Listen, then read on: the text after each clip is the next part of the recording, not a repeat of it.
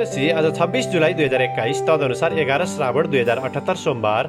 आज हामी माथिल्लो कोठाबाट हेर्नेछौँ। आजको शीर्षक छ उकालो पहाड। आज हामी परमेश्वरको वचन यशाया 40 को 28 देखि 31 सम्म पाठ गर्नेछौँ। के तँलाई थाहा छैन? के तैँले सुनेको छैनस्?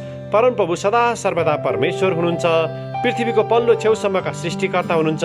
उहाँ न त थकित न हैरान हुनुहुन्छ र कसैले पनि उहाँको समझलाई नाप्न सक्दैन।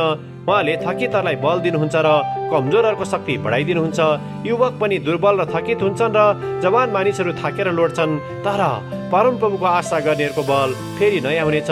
तिनीहरू गरुड झैँ माथि माथि उड्नेछन् र दगुरिएर पनि तिनीहरू थाक्ने छैनन्। तिनीहरू हिँड्ने छन् तापनि मुर्छा पर्ने छैनन्।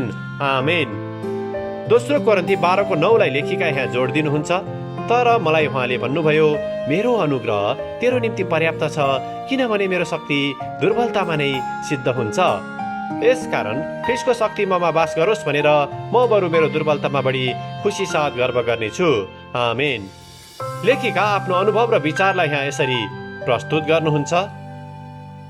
मानिसहरू भन्ने गर्दछन्, वास्तवमा बुढो हुनु भनेको बेकार र बोजिलो हुने कुरा हो।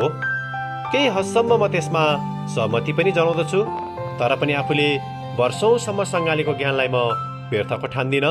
त्यसैले यो सेतो कपाल भएका वर्षहरूमा एक बिहानी म र मेरो श्रीमानले हरेक दिन केही समय हिँड्नलाई समय निकाल्ने निर्णय गरेका थियौँ।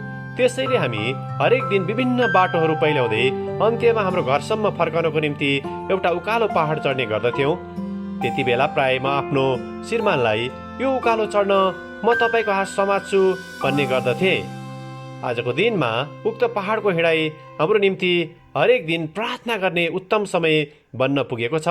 म एकैचोटि हिँड्दै र बोल्न सक्दिनँ। त्यसैले सायद परमेश्वरले शान्त भएर प्रार्थना गर्नको निम्ति उक्त समय मेरो निम्ति जुटाइदिनु भएको हुन सक्दछ। जीवनमा मैले यस्ता धेरै उकालो डाँडाहरू चढेको अनुभव गरेकी छु, जसले मलाई निकै कमजोर बनाएको थियो।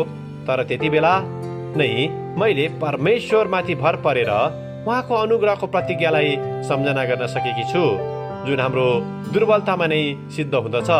त्यसैले हरेक दिन म परमेश्वरमाथि भर पर्दछु। जीवनको उकालो हिँडाइमा मात्र म उहाँलाई सम्झन्न। यद्यपि तिनलाई मैले सामना गर्नु परे तापनि परमेश्वरको अनुग्रह र बल मेरो निम्ति सधैँ पर्याप्त रहँदछ। आमेन। आजको विचार, परमेश्वर मसँग हिँड्नु हुँदा कुनै पनि पहाड गाह्रो हुँदैन। प्रार्थना, प्यारो प्रभु, हाम्रो विश्वासलाई बलियो बनाउनुहोस्। तपाईँको सामर्थ्य कहिले पनि कमजोर हुँदैन र हामीले पुकारा गर्दा तपाईँ सहायताको निम्ति सधैँ तयार हुनुहुँदछ पनि हामीलाई सम्झना दिनुहोस्। येशूको नाममा आमेन।